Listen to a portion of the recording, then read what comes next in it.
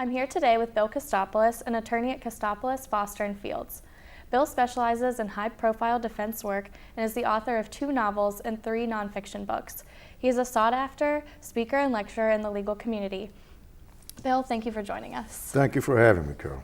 I was hoping that we could start out by talking about your background. How did you decide that criminal defense work was the right profession for you? I was actually a law student. I thought I wanted to be a trial lawyer,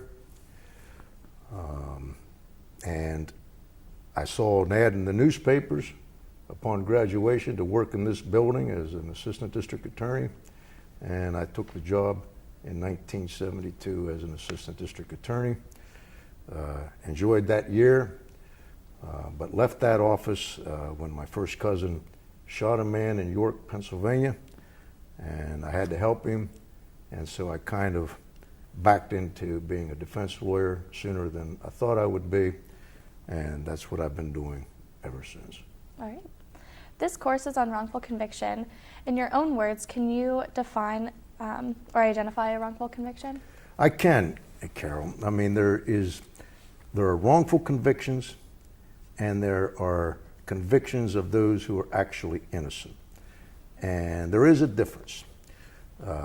If you are actually innocent and found to be actually innocent, the term speaks for itself.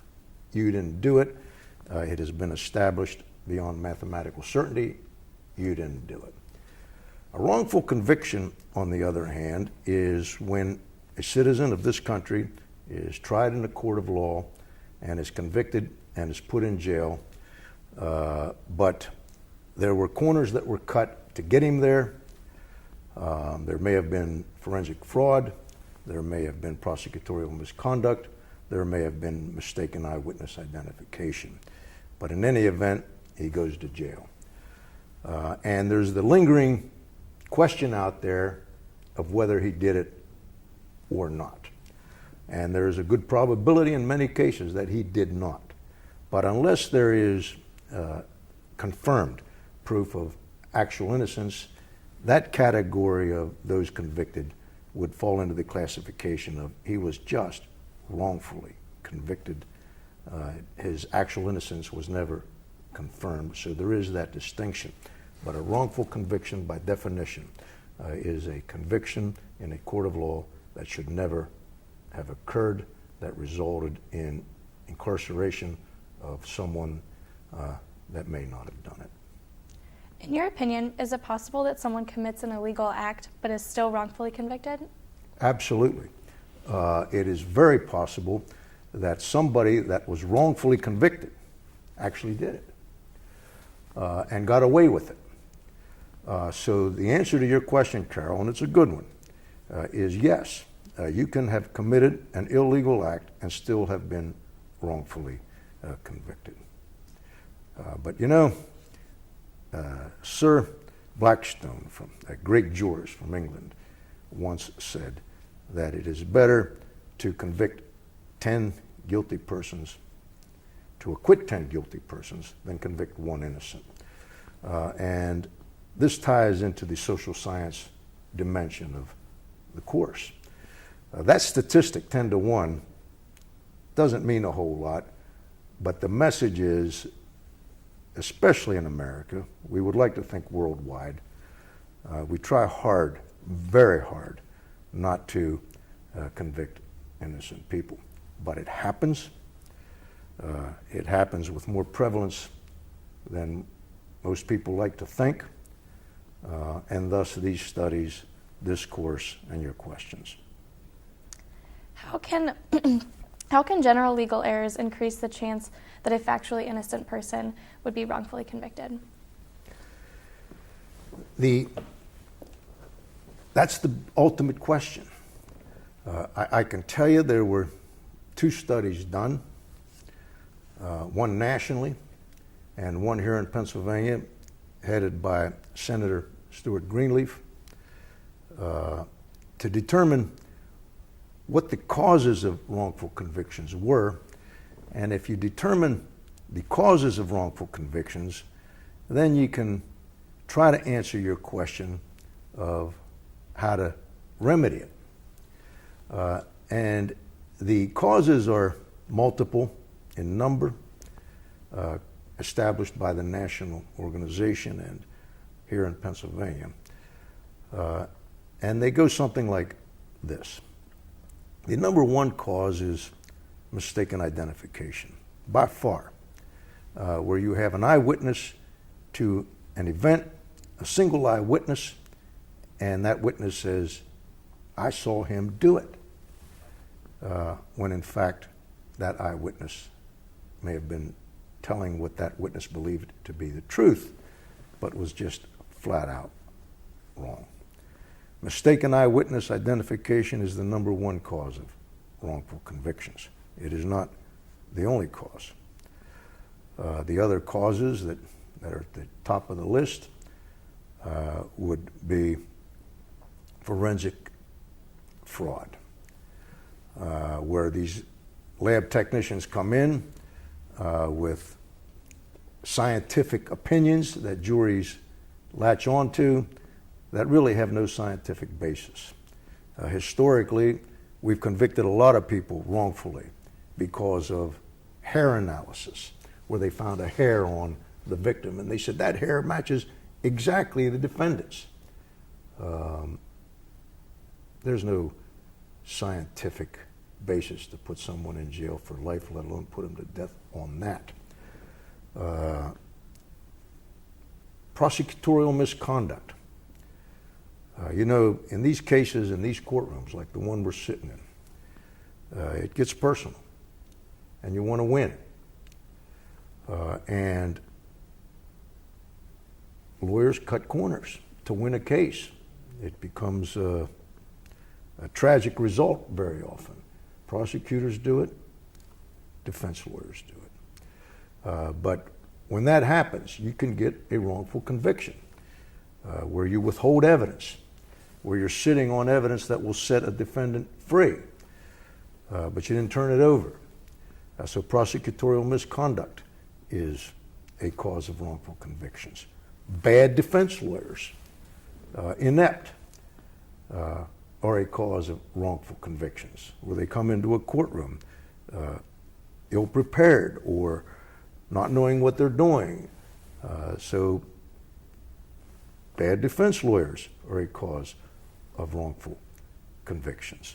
Another big factor for wrongful convictions are jailhouse informants. These jails are filled with people that are looking for a ticket out. And they're always calling up prosecutors and saying, hey, I got some important information for you. The defendant you're interested in convicting in this high-profile murder case told me he did it. That's hot testimony. Very often it is false testimony. And the answer usually is, well, we'll let that jailhouse informant tell the jury and let them decide. Well, sometimes the juries are right and sometimes the juries are wrong. So jailhouse informants are a big cause. Now, Carol, you said, well, how can we cut down the probability of a wrongful conviction?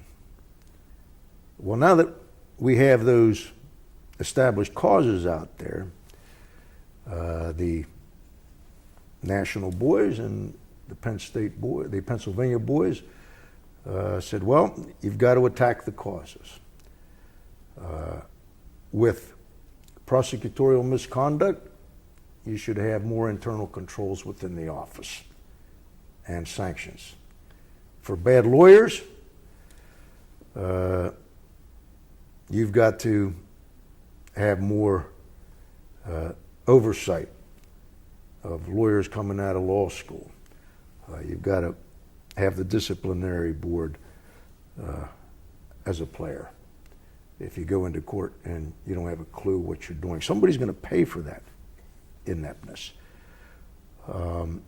Eyewitness accounts. According to the studies and the remedy, legislation requiring improvement to the eyewitness identification procedure. You know, today is June the 16th.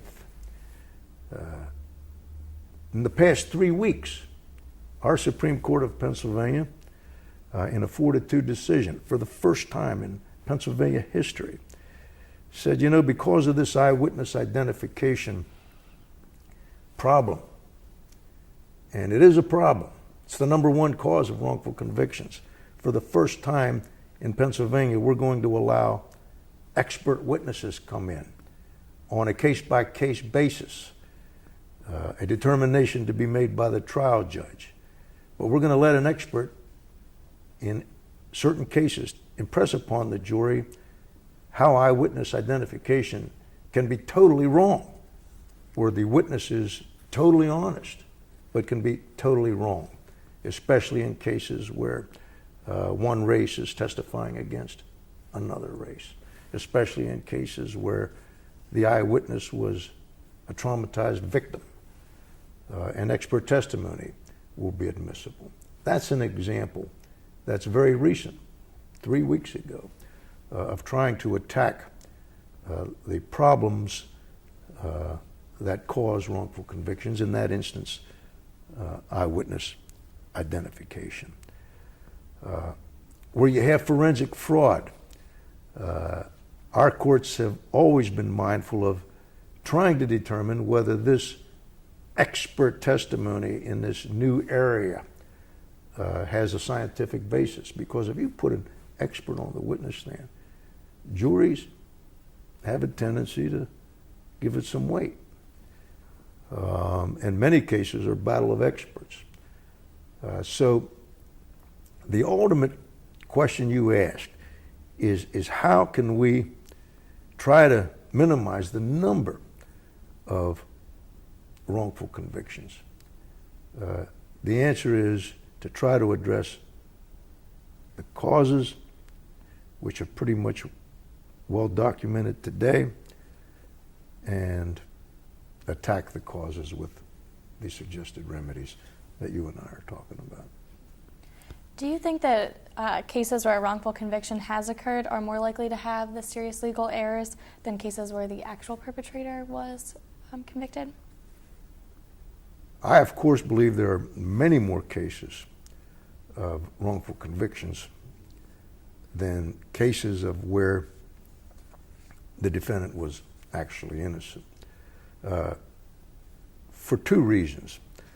One, determining whether the defendant was actually innocent sometimes is very difficult. Establishing that he's not guilty as a matter of law is a little easier. But to prove that he actually didn't do it, very often that's a tough bill. How can it be done? Well, in the case of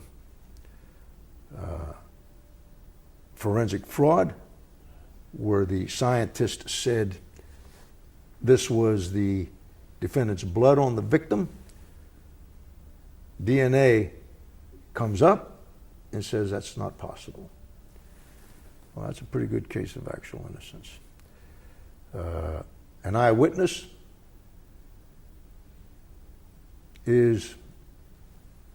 has second thoughts and recants, and the defendant comes up with credible alibi witnesses. That's pretty good evidence. You know, in this county, there was a defendant that was charged with murdering a woman and burying her in a landmine around here. His name was William Kelly. He was mentally challenged. He confessed to it. He pled guilty to it. He got 10 to 20 years. But a couple of years later, there was an arrest of a serial killer, and he said, you know, that woman that William Kelly pled guilty to, he didn't do it. I did it. And here are the details. This is where you found the body. And this is the clothing she had on. And you'll find strangulation marks around her neck. I put them there. Well, how would he have known that? And so there you have a case where someone that was mentally challenged, set free, having been found to be actually innocent because the actual perpetrator came forward. Those numbers are much smaller than where you have wrongful convictions of people that don't get the luck that some of those who were found actually innocent. Though some of those that were lucky to be found actually innocent did 20 or 30 years. And we have a lot of anguish over those. And those that are wrongfully convicted, again, in many of those instances, those defendants didn't do it. So those numbers are greater just because it's harder to establish actual innocence than one that was wrongfully convicted. And you know, when you have a wrongful conviction, there's a probability when you have a conviction of one actually innocent, aside from the horrendous consequences of putting someone in jail or death for something they didn't do, the actual perpetrator is still out there. I mean, the one that actually committed the crime is still at large. And there's something offensive about that, or at least should be. What is your opinion on the word technicality and what it means when someone says the defendant got off on a technicality? What that particular term suggests is that the defendant got off because of lawyering, and the lawyering had nothing to do with the truth. And it almost has a sinister overtone to it, where the defendant got off on a technicality. I can tell you, in this courthouse, for a defendant to get off on a technicality, he's got a lot of work to do. And I can tell you that's true in most courthouses in this country, and that's a good thing. An example of a technicality would be if the police entered a home and found the bloody knife without a search warrant. And that bloody knife was the only evidence linking the defendant to the stabbing. It's pretty compelling evidence, where you have the knife with the blood of the victim on it and the fingerprints of the defendant on the knife. But the search into that home was without any search warrant, and it got suppressed. Well, that defendant's going to get a walk. I happen to think he should get a walk because our constitutional safeguards are kind of important, and thus the Fourth Amendment. But it doesn't happen very often, Carol, that I can tell you. And I just don't think, in the scheme of things, in this course on wrongful convictions, it's a factor. All right. Do you have any estimate of how frequently wrongful convictions occur? I can tell you that according to the National Registry that did a study, they came up with a minimum of 1,300 individuals in the United States that have been exonerated after being convicted for crimes they did not commit.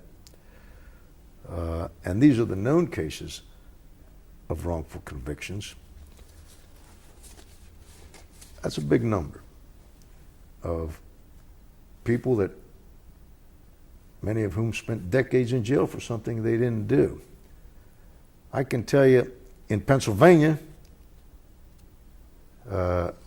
we know of at least 13 in the recent past.